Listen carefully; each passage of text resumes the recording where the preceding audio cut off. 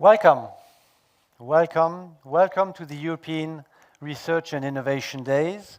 Carlos, welcome to your Research and Innovation Days. Ladies and gentlemen, welcome to our Research and Innovation Days. I think I don't have much to add to what you saw with me. Research and innovation is more important than ever for Europe, for our citizens, our society, our economy, our future. Research and innovation is thriving in Europe. The last 5 years have been amazing years for research and innovation in Europe, in European policies, in European instruments, but more importantly, across Europe, in universities, research organizations, governments. The Research and Innovation Days are a space, a policy space really, to discuss the future of this research and innovation policy, to discuss how we want, as actors of that research and innovation policy, how we want to shape it, how we want to develop it. It's about science, it's about curiosity-driven research, which is really the fundament of our research and our knowledge in Europe. It's about applied research, it's about innovation. It's really across the spectrum of what we understand in Europe as research and innovation. Research and innovation, and Carlos will say it better than I can do it now, is also about providing packages of solutions for our challenges. This is the ambition of Horizon Europe, but this is very much what in all member states ministers and again institutions and scientists are providing: technology, space for social innovation, knowledge through science. So the discussion is, of course, and this is going to be particularly exciting during these 3 days, it's about Horizon Europe. This ambition of the European Commission and of Carlos Moedas, our commissioner, a very ambitious program in terms of its funding.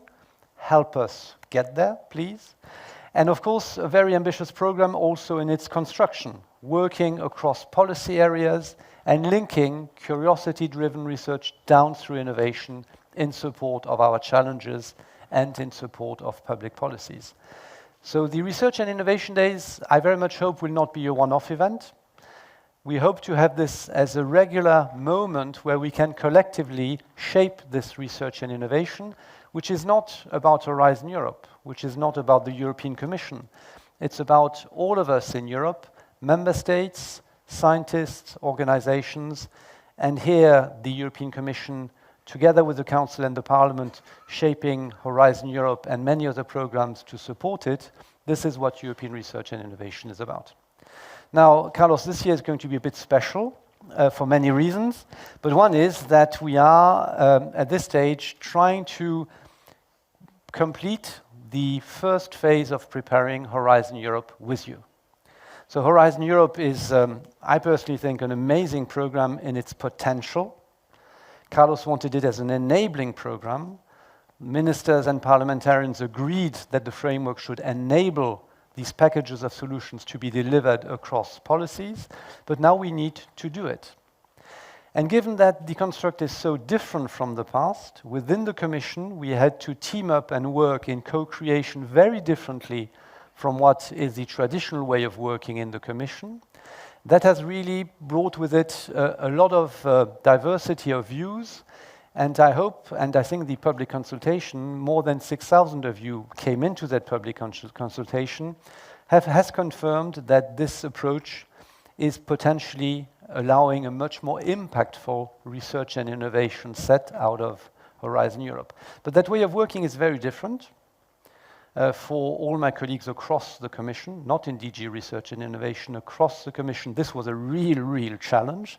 And now I think it is absolutely key that you, as the key actors, you will do Horizon Europe, not the European Commission, that you now come on board and help us co-design the program. And this is very much what these first Research and Innovation Days are all about.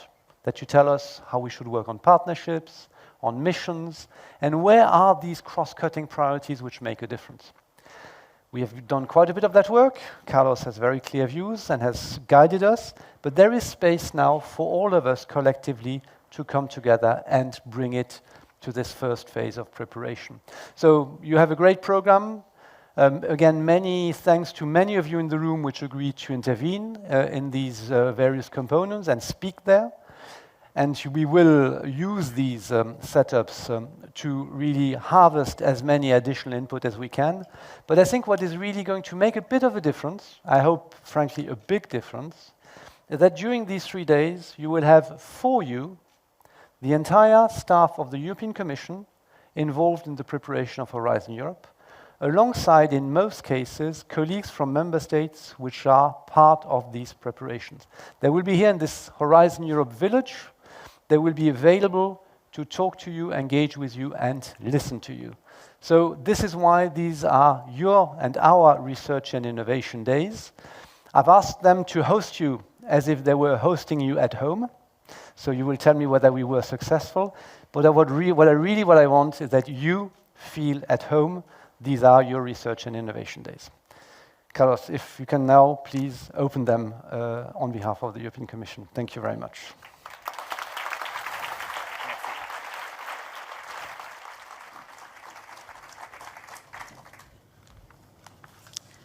Good afternoon, everybody. Ladies and gentlemen, ministers and ambassadors, but in particular all the staff of the GRTD and the Director General. It's really a great pleasure for me to be here today with all of you in this amazing venue and this amazing conference. I think it's the first time that I see so many of you reunited. And it really feels to me like yesterday when I started, when I went to my hearing in the Parliament, and I can tell you that that was scary compared to being here, because I felt at the time that I had such a huge responsibility to have on my shoulders the responsibility of science and innovation across Europe. And then these 5 years just flew. And here I am at the end of my journey, but at the beginning of a wonderful new journey, the new chapter. And I feel very humble, very little, very short. I'm not very tall, because I was just part of the story, right? And I just wish that the story gets bigger. And so, you know, I'm proud of the 5 years. But it's not proud about what I achieved as a person, but what you achieved as a group. And when I think about these 5 years, and I think about that 2014, the world was very different. The way that we talked about science was very different. When I arrived, I remember that basically even in my own country, people were asking, is he going to be the Research in Science and Innovation Commissioner? What's that? And I mean, it was like just the most important thing, the most important and beautiful thing that one could be. But then everything suddenly changed. I remember that basically with the election of President Macron, we saw for the first time a president of a big country really talking about science and innovation as never before, using words like disruptive innovation at his Sorbonne speech. And then I was in the middle, I never told this story, but at some point, I cannot really tell you when, I received a call from Chancellor Merkel's airplane. And that was something. And so the message of the Chancellor, and I noted in a piece of paper because why was she calling me that day, was simple. Fundamental science is crucial, and I want you to know that I care personally about the ERC. You know, and I think that this change in the way that leaders, starting really being vocal about it, changed the way that other leaders, other prime ministers, other foreign ministers really looked at science. And that for me was really an amazing change over the 5 years. Because when I started, it was not like that. We still have a long way to go. We still have a long way to go, but I think that the change is there. The second thing is that in that world of 2014, words like open science were just vague. I mean, nobody really knew what we were talking about.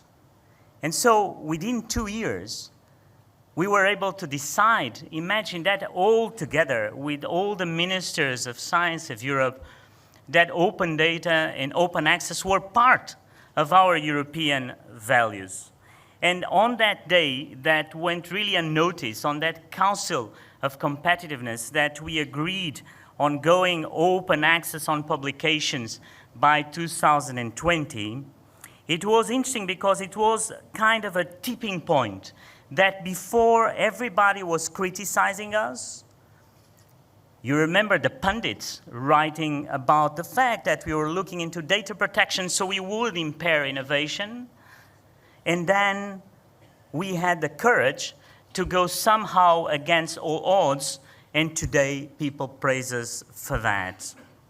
Open innovation, user innovation. I think I was the first politician to use the word user innovation in my hearing because nobody was even talking at the political level of what open innovation and user innovation could do.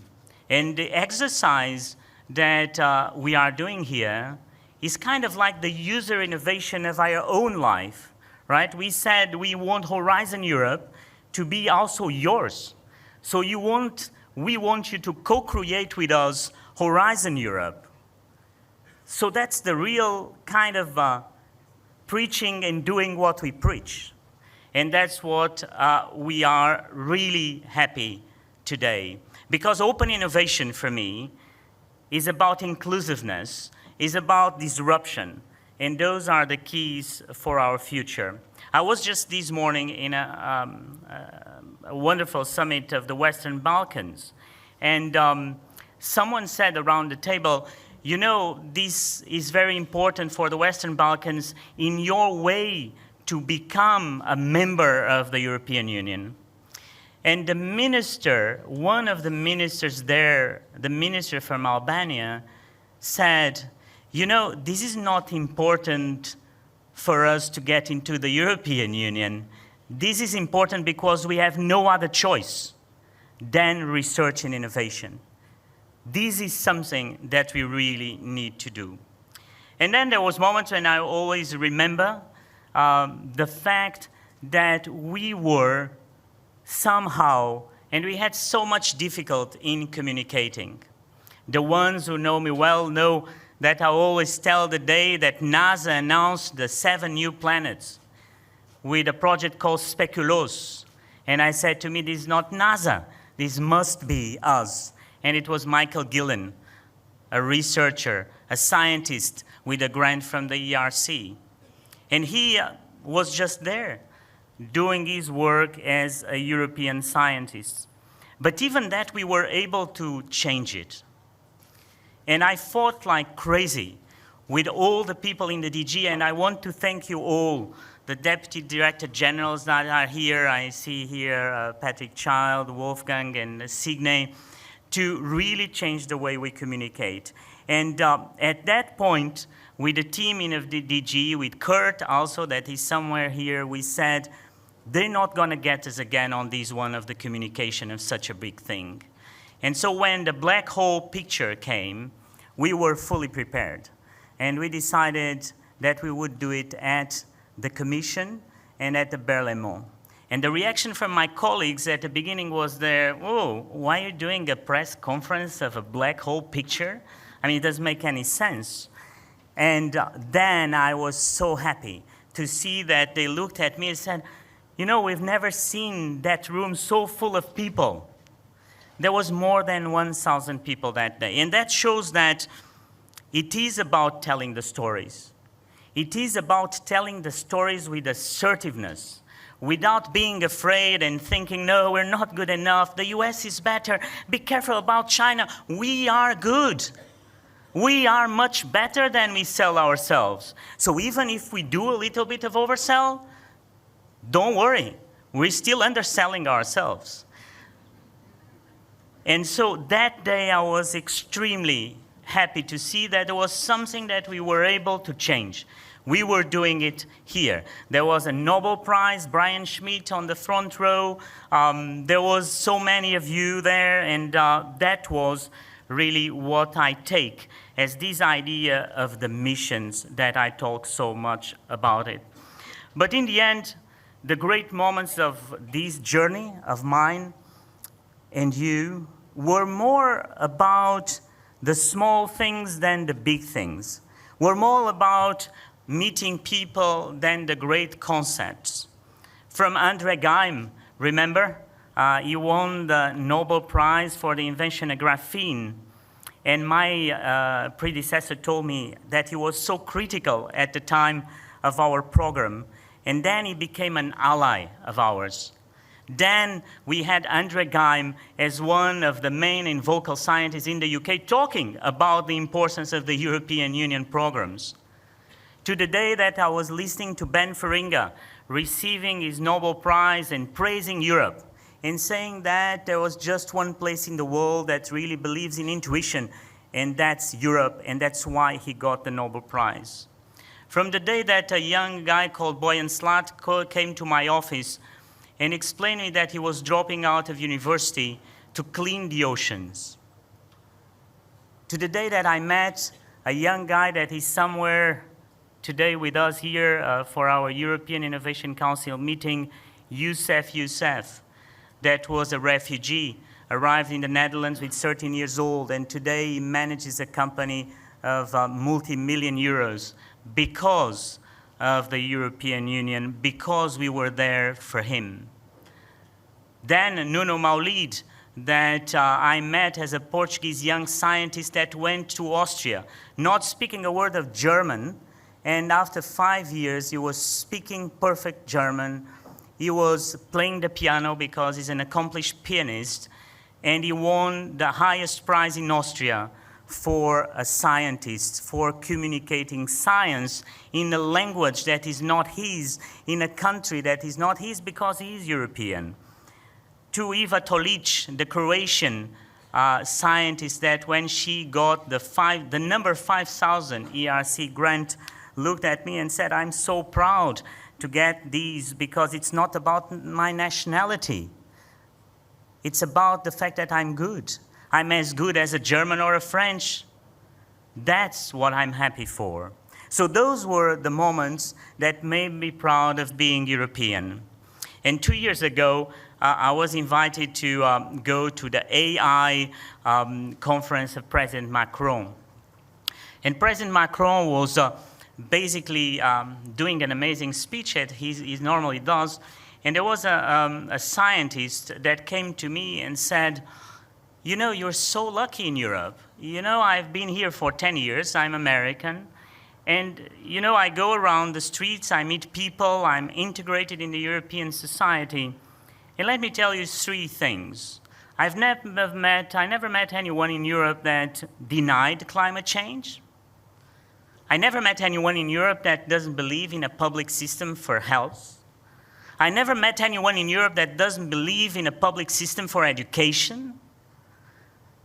That's what Europe is. I mean, what a great place. Do you know a lot of places in Europe? So when you talk about China and you talk about the US, do you think that there, the majority of the population thinks like us?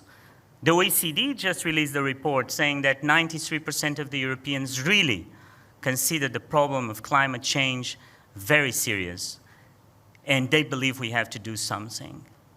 Do you believe that is a 16-year-old European girl that is leading the way in climate change? She's there in the United Nations telling off politicians from all over the world. She's not American, she's not Chinese, she is European. And so, you know, when you think about it, you think, you know, things that for us are normal, And of course, when we travel to other parts of the world, we think that's normal for us Europeans, but they're not normal in other parts of the world. Some things that are obvious to us are not obvious for others. And this gives me a huge, really hope for the future. And I think that that ability of really being like we are, the ability that we believe in public health systems, that we believe in a public education system, this comes from science and comes from our love of science. And this love of science is what differentiates us Europeans.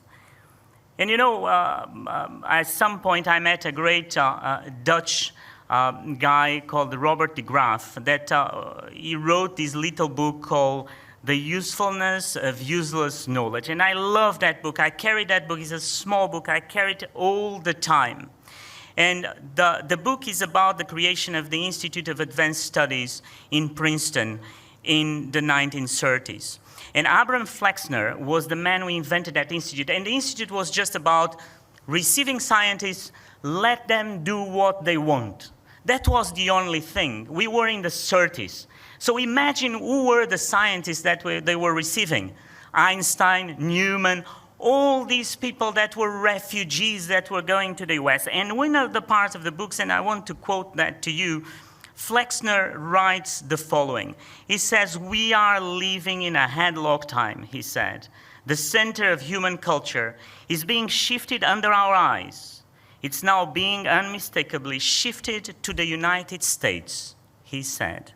50 years from now, the story will look backwards, and we will look at what happened, and we will say that if we act with courage and imagination, it will report that during that time, the center of gravity of scholarship moved across the Atlantic to the US.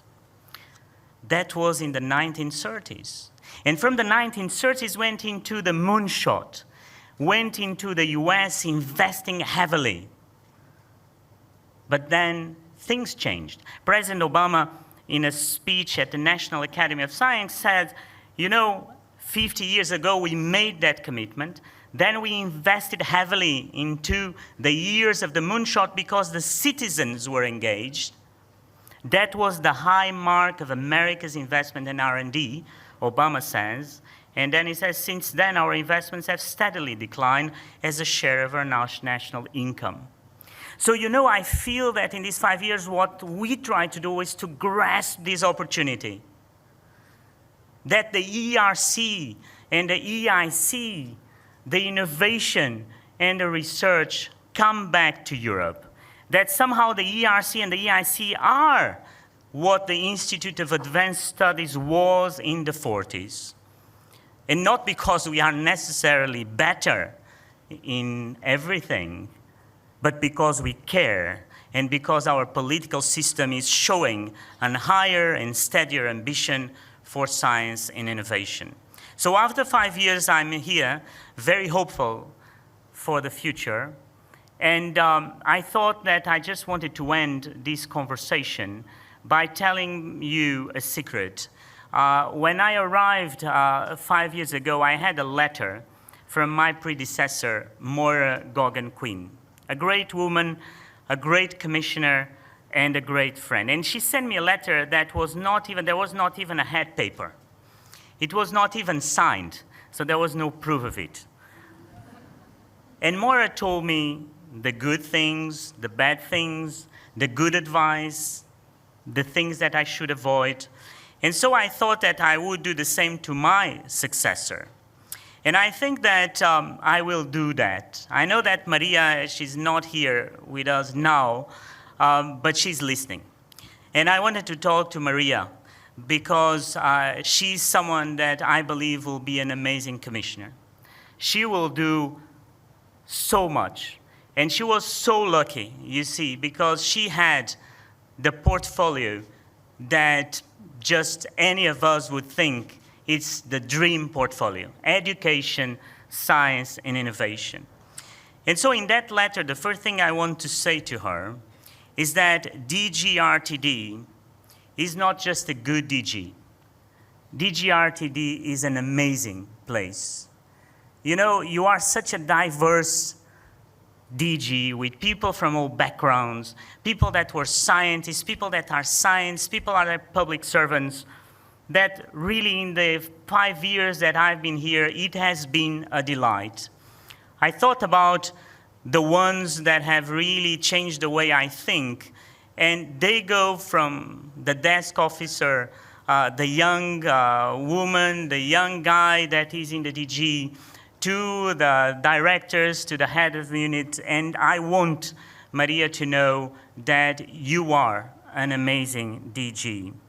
Dan, Jan-Erik, thank you so much. I mean, I think that I'm so really happy with everything that you've done. We didn't meet that long ago, but we met when I came to the Commission. And I think that you are just transforming things. Your energy, your ability to work with others, and your political vision, because I think that the whole idea of co-creation, let me tell you, I mean, is yours. I mean, is your kind of DNA of working with others, of having people participating, and that's a major change. And I was just the political messenger, but you are the one, really, that do it from your guts. And when you do things from your guts, I mean, nobody can stop you. And so I never dare to stop you. I always supported you. And so I want to tell Maria that she's very lucky. She's very lucky to have someone like you at the helm. And it will be just an amazing journey for all of you. And I feel somehow jealous, but it's normal. I mean, it's a good jealousy. It's a good jealousy. So the road ahead is paved with so many good things. I think the president-elect of the Commission is an amazing person. I think that she put the bar so high with the Green Deal that the next college will go even further than these past 5 years. So science and innovation, we don't have any doubt, is the future. Whatever you do here will be for the future of Europe. And so I just wanted to leave you with the words of a man that I met also during these 5 years, and that changed my way of looking into the communication of science, an American actor, Alan Alda. And Alan Alda is dedicating his life, the 3rd chapter of his life, to help scientists to communicate better. And in his sessions, he always has something that he tells people that I think I want to tell you, that you have to leave the city of comfort and go into the wilderness of your intuition. What you will find is wonderful. What you will find is you. Thank you very much. Good journey, and see you.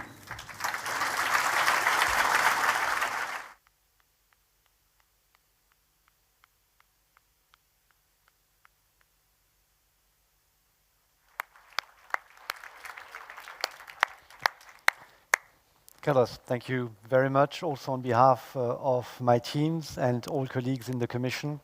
This has been an amazing journey with you over these 5 years, and we were so lucky. Now, you told us again and again, and now again, that we need to tell the story. And I want to finish this opening session with indeed one story of the amazing impact that we are having with research and innovation, and this is about medical research. Europe, and that is thanks also to EU programs, is leading in the world on implant surgery for impaired hearing and deafness. We have remarkable surgeons and doctors and scientists across Europe, and in particular, Poland decided in 2012, after many years of success, to create a national and European hearing center, where the best scientists across the world come together on a yearly basis and treat patients with the most modern and innovative technology. This is a source of pride for Europe. And not only do they do great science and great healthcare, but they're also very smart in communicating this amazing results. And they have every year a festival where patients then come back or come together and perform. And we have a surprise for you today. We have the ambassadors of this hearing center and of this festival, which will come and perform with us. And we have in particular Lova, who will sing. Lova, thank you very much for accepting to sing for all of us. You benefited from these treatments, and you will show us that with this amazing progress, your marvelous singing qualities, they are there, and we will hear them now. Thank you very much. Thanks to all of you.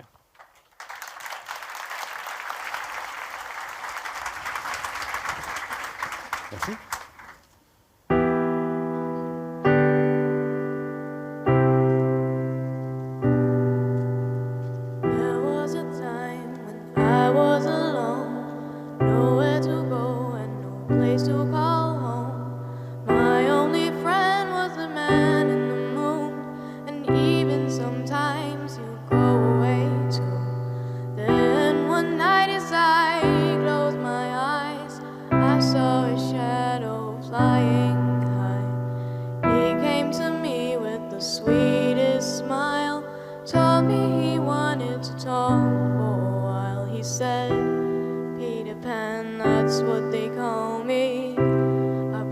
That you'll never be lonely.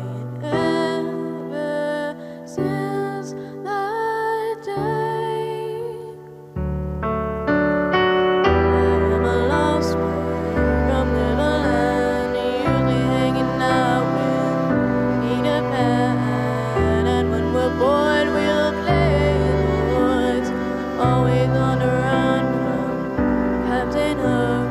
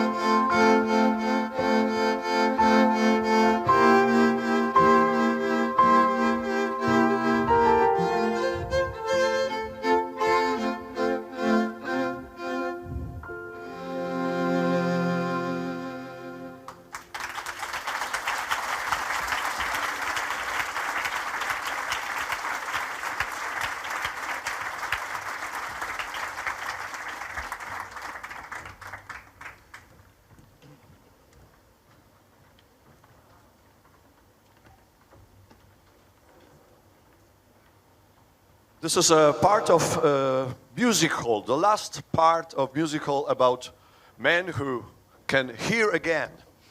So thanks God I'm here again. We like it, we like it.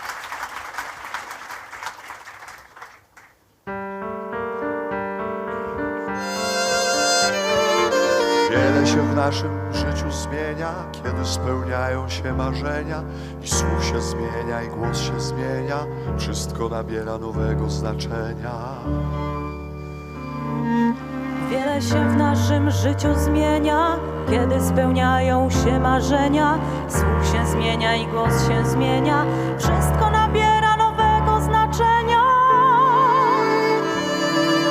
Cisza jest jak męczący sen, zbyt długo dręczy, długo trwa, dlatego chcesz z niej wyjść ty, tak jak wyszedłem kiedyś ja, dlatego chcesz z niej wyjść ty, tak jak wyszedłem kiedyś ja. Tak jak wyszedłem kiedyś ja.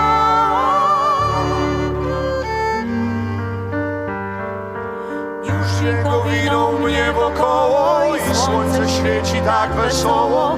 Cud wyrwał mnie z objęcia ciszy. Świat zwariował, daje słowo, zwariował. Nie ma już ciszy, spokojny jest sen. Dzięki Ci Boże za ten świat. Świat, który słyszę. Świat, który słyszę. Nie ma już ciszy, spokojny sen. Nic mnie nie dręczy, ja słyszę Cię. Dzięki Ci Boże za ten świat. Dzięki Ci Boże za ten świat.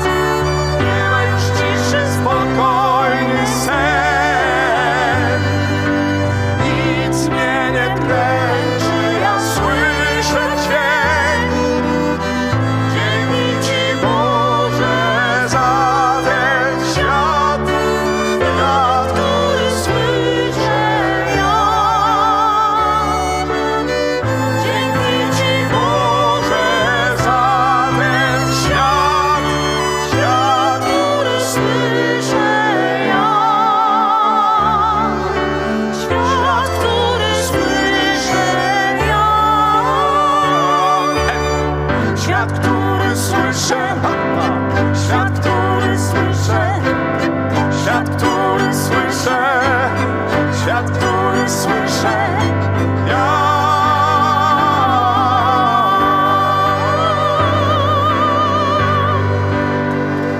The rock I can feel.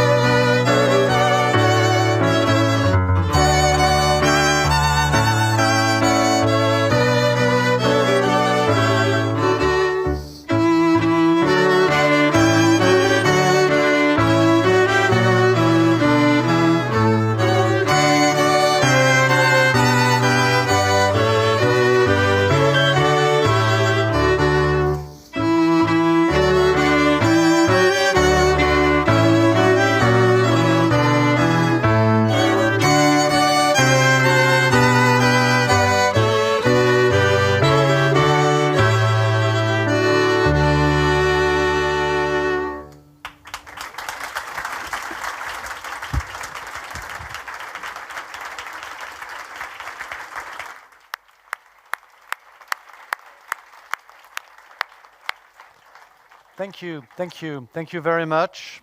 Thank you very much for showing that your science and your research is bringing beauty and happiness to Europe. Well, that's it. This is the opening ceremony. We're done. I want you to feel at home. I also want you to work. So the only thing which I now need